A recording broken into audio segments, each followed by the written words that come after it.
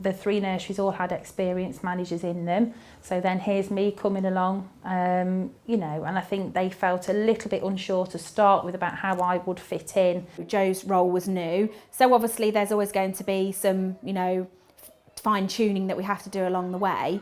But obviously now we've kind of like more or less have everything organised and we know what to do. I had set days in each nursery. Then we ended up finding that that wasn't really helpful to the departments that needed help, so we had to rethink how can we do it better. So then I moved from set days in each nursery to having sort of a bit like block placement, if you like, where I would spend 2 or 3 months working with a department in there, day out, because I found that situations would crop up on the days I wasn't there, but I wasn't there to help them. And then, you know, reflective practice is fantastic, but sometimes you need to be there at the point of a situation to be able to talk people through it and explain, you know, how they might go or what we could try and, you know, support them to progress really. Obviously, I would like to think that because Jo and I have worked in the settings for a considerable amount of time, that really our outcomes for the children in the nursery are just the same, and obviously we strive to be outstanding, so we have the same standards, so we generally see eye to eye on most things that need to be sorted. It's no good I'm coming in and going, oh well, perfect practice means you've got to do this, that and the other, if that doesn't necessarily suit the needs of those children in that room. So I think you have to have a feel for the department and the person you're working with first. So I prefer, where possible, if I've got to work with a particular department, to be in that department for a set period of time. And then it's, right, this week we'll work on planning, this week we'll work on resources, next week we'll work on routines, and just try and pick a little aspect, you know, and help them to achieve it before we move on to something else, so they're not too bombarded, hopefully.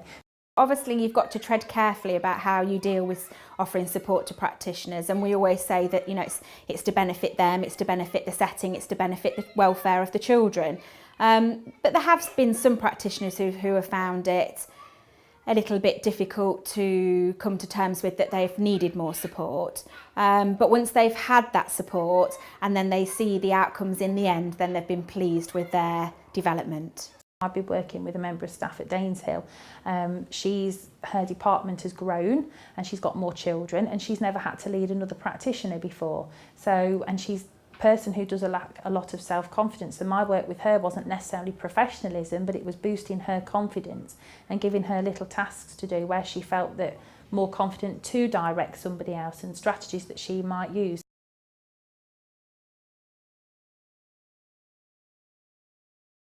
We do have an in-depth planning system, but we like to think that it's beneficial for the children. But it does take some time to get around the planning process. So Jo one of her roles is to work with new practitioners or practitioners that might move departments and their planning needs change. So she will work with practitioners with planning. Definitely ECAT, and only new practitioners to the setting.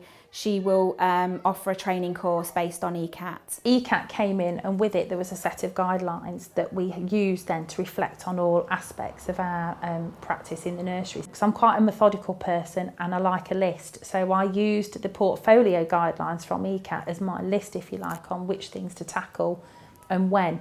So that just made, if we were looking at learning spaces, we looked at it in every department at the same time, and with the help from the ELK, the early language consultant that came in once a month, we sort of drew up a bit of a plan of what we needed, what we didn't need, what needed changing, and brought the staff along with us and encouraged them with the guidelines to have a think about their departments and see how they could embed, you know, good ECAT practice into their rooms. We did a lot of work sort of sitting on the floor in departments and seeing what we could see, where things were.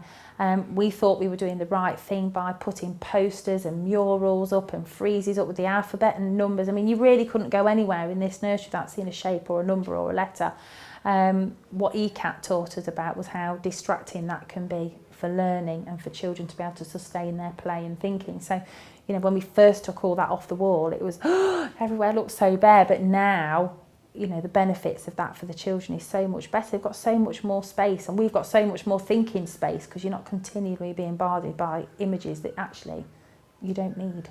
It's a lot more child-led as well, and whatever we put in our environment has come from a child's interest, whether that be from home or from nursery, but it's come from the child, not always us deciding that you know, we've had Lego for 3 weeks, we're going to have something else. It's really come from them. So what we had to do then was put lots more things in the garden where they could choose what they wanted, rather than it always being, you know, prescriptive. And also, rather than saying, well, we're having dinosaurs today and that would be it, we might have dinosaurs because a child really likes them, but there would still be a bucket of lorries and a bucket of bricks for the children that didn't want to do the dinosaurs. So it just opened up that whole idea of choice. We've always done lots of role playing, we've always done lots of messy and creative activities. However, they've not necessarily had that wow factor about them. So what we've done is think about how we can make them bigger, much better resourced, have them out for extended periods of time. So for example, Wingfield Nursery turned their garden into a beach, and we had sand and we had loads and loads of water, and the children brought buckets and spades. Whereas before we'd had sand play and we'd had water play, but not necessarily on such a grand scale and not out for as long. So that, you know, carried on for sort of 2 or 3 days. So the children could really get to grips with their play and investigate the materials and really sustain their thinking.